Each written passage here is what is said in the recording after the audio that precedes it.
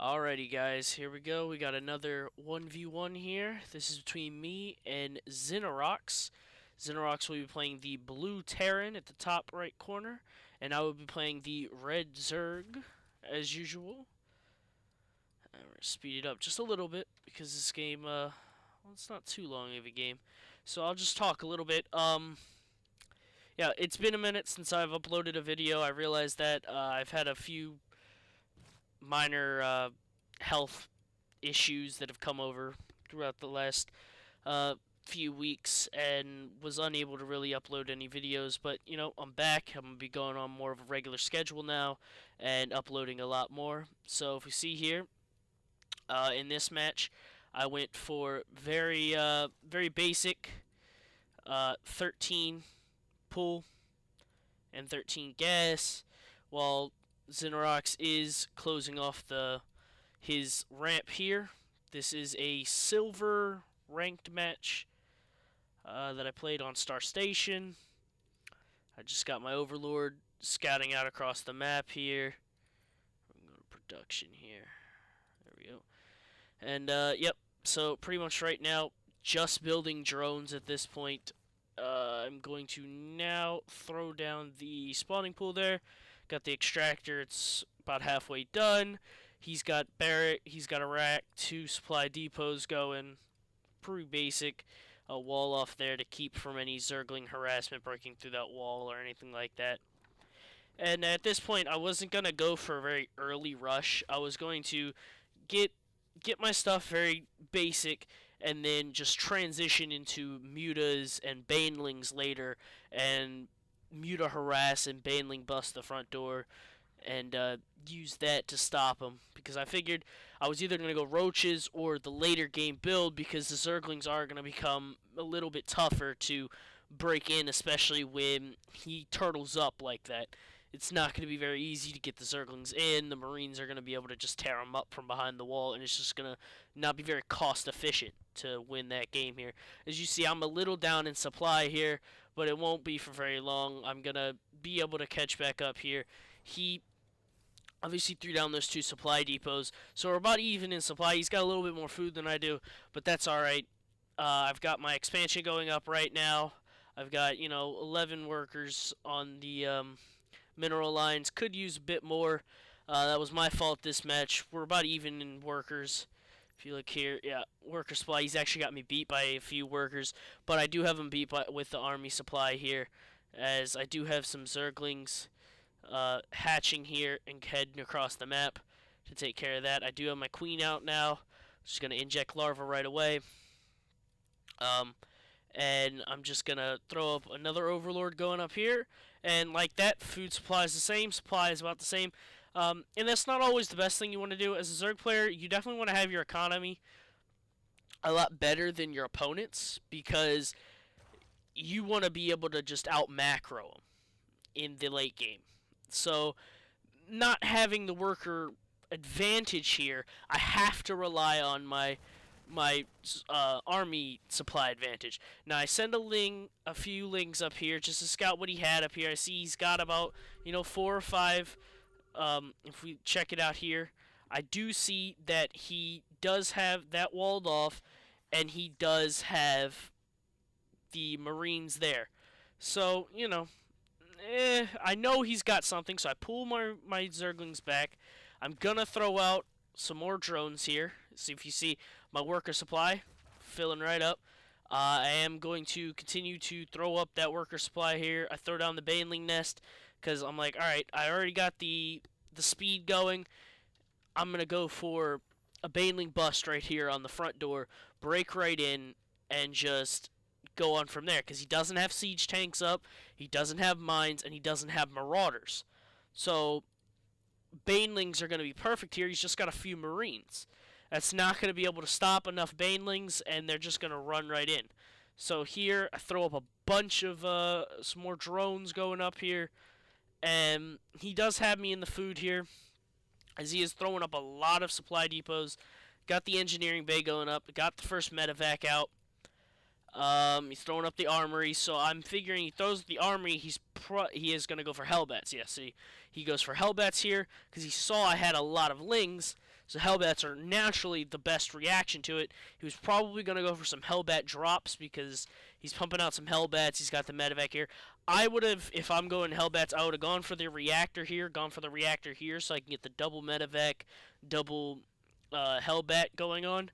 And then if I wanted to get tanks or something later, I build another factory here, or just pick that up, put it on a separate spot, and put a barracks here or whatever, just to get that early game stop here, because 2 Hellbats are not going to be enough to stop me here. It's just not going to be enough to stop the onslaught of my units here. And he is going to throw, and he is going to go for the drop here, but that's just a lot of banelings there, man. That army supply, it's about even right now, but that's a lot of banelings to try and take him on with. I see all he's got there at the front door, just Marines. So what are you going to do with that? Just fry right through there. I knew he was going to pick that one back up. Take those in there. Boom, boom, boom. Take care of that. Here comes the banelings. Boom, right into his stuff. Yep, pretty much his entire army completely destroyed.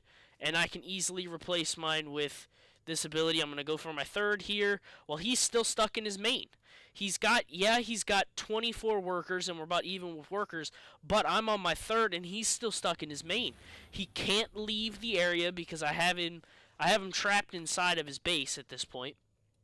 So there's no way he can push out. I have my Overlord here, so I can always see if he pushes out for his expansion, or if he pushes out to attack me. I know exactly when he's coming. And at this point, just a bunch more Zerglings coming up. See, look at that. Doubled his army supply, pretty much. Just going to go in there, and I'm going to go for another Baneling Bust and just crush him. He does move out with this medevac here, and he is going to spot my 3rd here after he passes by, but he's going to go for my natural. He spots the 3rd here, sees that I am indeed taking this 3rd, but he's just going to go on by. He's not going to worry about it. I have a lot of Banelings coming here. 17 Banelings morphing here. Just insane, man. Just absolutely terrifying to go up against 17 Banelings. I got the Layer Tech morphing here right now, and he does do a lot of damage here. If we check it out here, he does do 5 worker kills here. Does a lot of damage there. But my Lings are able to come here and pretty much clean it all up. He is going to spot all of these Banelings here, which isn't the best thing for me, but it is what it is. You can't help that. You gotta just kind of brush that off and keep moving on with what you're doing. Let's see, loss here. So he is very high up on units lost and resources lost. I didn't do so great with that, but you know, when you're facing on Hellbats, I was able to bust in his thing. I do see lose 2 Zerglings there, but I do see that he did throw up a bunker, and he has 3 Hellbats there. But 3 Hellbats just not going to be enough to stop all these Banelings. These Banelings are just going to walk in there and crush anything that they get in the way. Got the Baneling speed going up now, and really just starting to take over this 3rd here. Get that going. Got 11 drones there, 8 drones here. He does go for another drop here. A bit frustrating, but it doesn't really matter because I'm going to go straight into his base here. Not going to be a problem. Go straight in there. Take out this poor Hellbat who was stuck on move command for a while there. I'm just going to go in here, and I'm just going to start killing his starport. I should have aimed down the factory because it had that, but he is going to move in here. I am just going to take some real big damage onto these workers here, and look at that worker kill. Just slowly starting to creep in towards me. It's really gotten pretty even, but he did do a lot of damage with those Hellbats. Pretty much took out everything I had in there because I was too focused on that, but I do clean that up perfectly. I have more Zerglings here, more Zerglings coming in, and it's, look at that, just completely shifted the game. He didn't move to an expansion, so that's the difference in this game here. If he did have a 2nd or a 3rd or a 4th, it would have been different. That attack there would not have been as successful as it was because he would have had the economy to back it up. Now, we look at his income. He has 0 minerals coming in.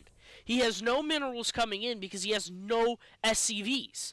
I killed every one of them. No SCV is available to do anything because all his SCVs are over here trying to rebuild the wall. Me, I have 3rd here, perfectly fine. Natural here's pretty decent, and boom, my main back up to getting minerals, but those mules, man, mules just able to completely increase your income whenever they need to. So he gets back to equal income, but just looking at the number of banelings I have here right now, that is just absolutely insane. Look at that. Just he's not gonna be able to do enough. I'm gonna slip right through that hole and just start busting everything in my way, and that is really just gonna be the end of it here. He's not gonna have a chance. He's gonna try and lift everything up, but you know, just everything here is going to die. He's gonna have zero income after this point. His income is just completely dying at this point. Zero income on anything at this point. Only has 2 harvesters left alive. One here, and I do not know where the other one is. He did re-land that CC over there. And it looked, at this point, I thought he was just going to kind of waste my time at this point, which I was kind of frustrated on. I'm like, oh, don't tell me this guy's just going to, like, waste. Oh, there's the last SCV. Yep, see, and then I'll just go kill it. 0 SCVs, 0. Income is non-existent at this point. He just has 4 army supply at this point, and that's just these 2 medevacs. He has nothing to stop me. He does have plenty of resources, though. That is something that he does have. But this orbital command is going to burn and die. I am going to move over here because I thought, well, maybe he moved the... I saw that barracks factory there. I am going to go over there to the factory, clean that up completely. That's not going to be able to do anything. That CC is going to burn and die. That poor orbital command. That factory will die. And then, at this point, I figured, okay... So he didn't land that. I burnt that one to death. Where did he land the other one? And alright, that's the only location that would have been close enough for him to land it at this point. And yeah, he leaves the game because he knows that no matter where he lands it, I'm gonna be able to stop him at this point. I have the Spire coming up, which I was late on. I could have ended it a lot earlier if I would have been able to bring the Spire into the game at a sooner time. My income was not very good in this game, but I was able to keep him pressured into his base and not allow him to expand and not allow his economy to spread out and become better than mine. I was able to take my 3rd. I could have probably taken a 4th there. My creep could have been better, but in the end, I was able to stop him, out macro him, and keep him stuffed in his base. So I hope you guys like this video. Please like and subscribe, and there will be more coming very shortly. There's going to be much more of a regular basis for these videos now. Thanks.